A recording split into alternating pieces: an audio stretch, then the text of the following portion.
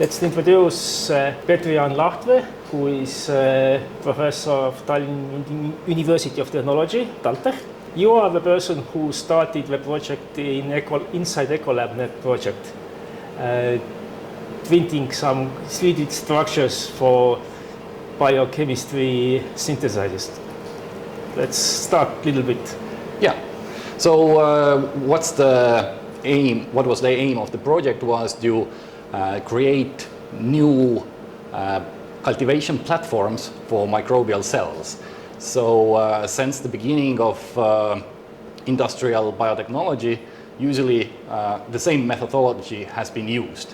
So you take a vessel, you put the media in it, you put the microbes in it, and they start growing there. Yeah, now this technology this is a very old technology, so we are interested to build something new and more efficient. So what we are aiming in this project is to immobilize microbial cells inside a hydrogel material, and we are using specific materials which are permeable for small molecules but encapsulating larger molecules and for example cells and biocatalysts, and by using this approach we are able to increase the yield from substrate to the final product. So Ecolabnet project has been active several years already, and closing actually has been closed already, but due to COVID it's extended by the end of the year. So what you achieved during that period? Yeah, so we started quite from the scratch. We started with an idea that asking ourselves that if this is possible, if we are indeed able to encapsulate cells in an efficient manner, and of course starting from the scratch you have maybe higher hopes, but we have indeed been able to run initial tests. We have been able to confirm that this is possible. We have already some successful case stories where we are showing how cells are successfully immobilized inside those materials for a very extended period of time, up to several months, and we have been able to significantly increase the production yields. So you said you have several success cases. Can you a little bit reveal what processes can you influence?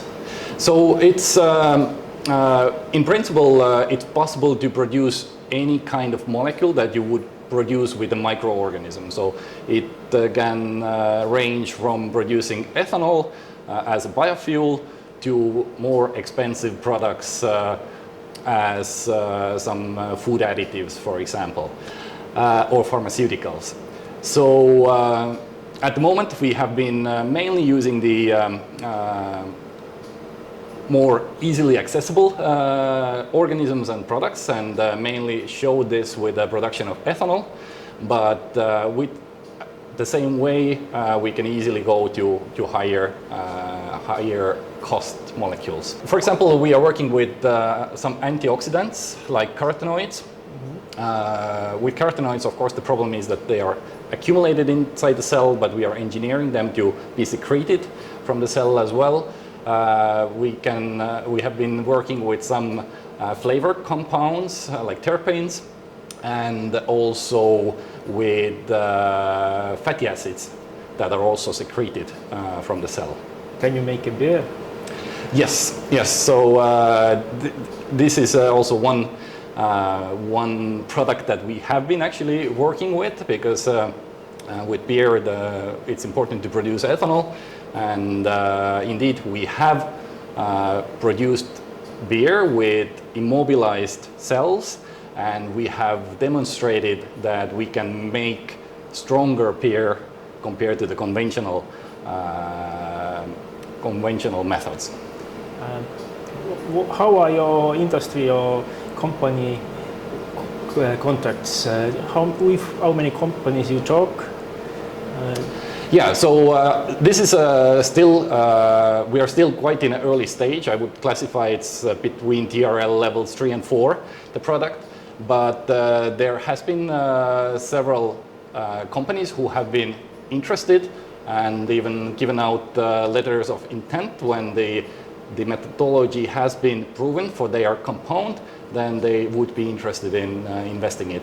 So have you defended your IP, intellectual property, in any way? So far, no.